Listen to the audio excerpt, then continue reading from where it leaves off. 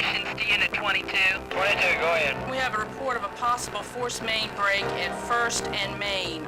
So I can be there in a few minutes. Stand by and I'll get back with you shortly. We have a 42-inch line failure at 1st and Main.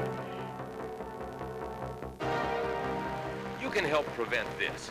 In the next few minutes, we'll tell you how and why. In the Hampton Roads area, it's the responsibility of the cities, counties, the Hampton Roads Sanitation District, and many private pump station owners to provide a vital community service, the collection of wastewater. It must be done in a way that protects the environment and public health and safety. This wastewater is transported through a system of interceptor mains to the district's wastewater treatment plants. An important part of this service is the maintenance of the district's interceptor force mains, which transport wastewater to the 9 treatment plants in the district. Over 700 pump stations are connected to these force mains, and the operation of the pump station can greatly affect the condition of these pipelines. In recent years, the district has experienced several failures in wastewater force mains.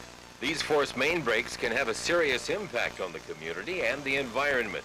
Wastewater spills into streets, into waterways, and flooding nearby buildings. Flooding and repair work can disrupt traffic, homes, and businesses. Many of these pipe failures are associated with the introduction of air into the force main, which allows pockets of air to collect just under the interior crown of the pipeline. These pockets of air combine with hydrogen sulfide produced by bacteria in the wastewater.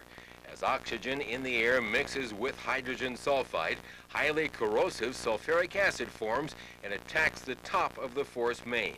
That's why the pipes fail. Without oxygen, the chemical reaction cannot occur. We have examined how air enters wastewater force mains and found pump stations are a major contributor. Entrapped air can also cause the formation of sulfuric acid in the pump station.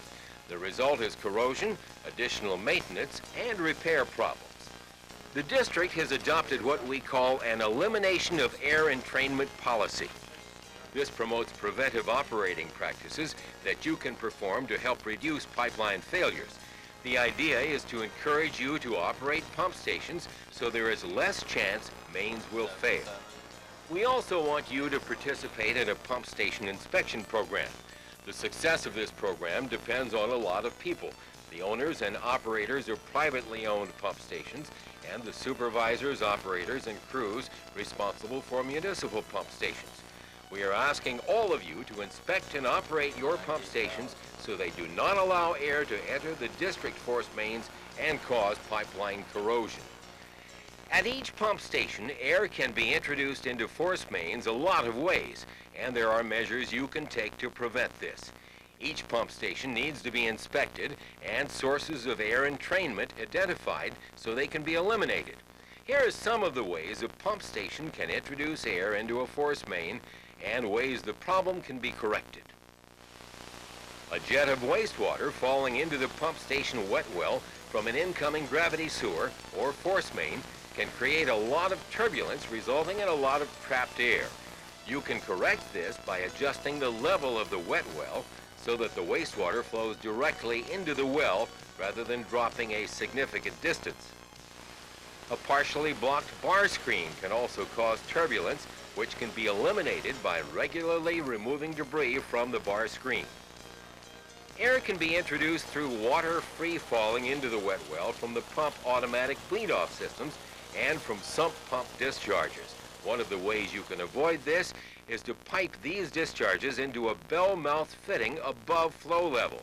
Be sure to provide an air gap to prevent the bleed-off system from becoming airlocked. The placement of bubbler control lines or sump pump discharges too close to pump suction lines can cause air to enter into force mains. Air bubbler pipes and sump pump discharges should be located as far away as possible from pump suction inlets. Formation of a vortex at the pump suction inlet can also cause air entrainment. This can be eliminated by raising the minimum wet well level to provide greater submergence of pump suction. Air can enter the pump through the packing stuffing box. Adjusting or replacing pump packing as often as necessary will eliminate this source of air. Malfunctioning inlet flapper valves on suction lift self-priming pumps also allow air into the system. This can be eliminated by checking the suction side flapper valve, repairing it whenever necessary. In addition to following these pump station operating procedures, your organization can help reduce entrained air by bleeding off air at installed force main air vents on a regularly scheduled basis. How frequently air bleeding should be done depends on how much air usually accumulates at each vent. Be sure to install additional air vents where they're needed. This can reduce the operating cost of your pump station due to lower operating heads. Ejector-type stations use air to force the flow of water, creating a high probability that air will enter the pipelines.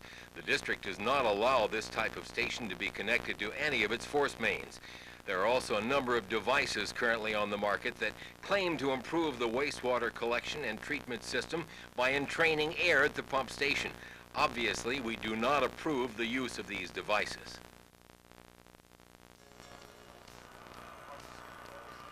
We will give you inspection forms to aid in your program and stickers to place inside your pump stations to show that you have conducted an inspection, identified the sources of air entering the force mains, and have a plan of action for correcting these situations. We will also follow up to review your inspections and efforts to reduce air entrainment. Remember, air introduced into force mains results in severe pipeline corrosion and ultimately failures. Catastrophic failures of our wastewater collection system can affect us all. They are bad for our environment, disrupt our neighborhoods, $750,000 to repair. And since you are one of our customers, this is your money. By designing and operating your pump station properly, you can minimize air entrainment in the pipeline and consequently reduce sulfuric acid formation. You can help prevent premature failure of our lines as well as your own. As the Hampton Roads area continues to grow, we must make an even stronger effort to effectively maintain the force main system. This is vital to our community. We've discussed how entrained air can lead to significant damage in force mains and pump stations, resulting in increased maintenance and repair costs for us and for you. The steps you take to prevent air entrainment will help prevent deterioration and expensive system failures. So remember, don't let wastewater free fall into the wet well. Keep bar screens clean. Don't allow water from automatic bleed-off systems or sump pump discharges to free fall into the wet well.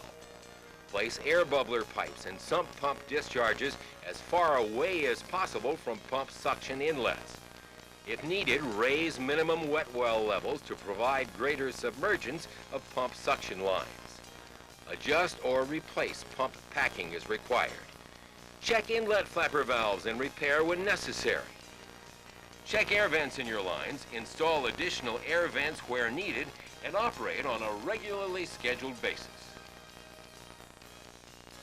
Extending the life of these pipelines and preventing breaks is part of our mission to protect public health and preserve and improve the environment.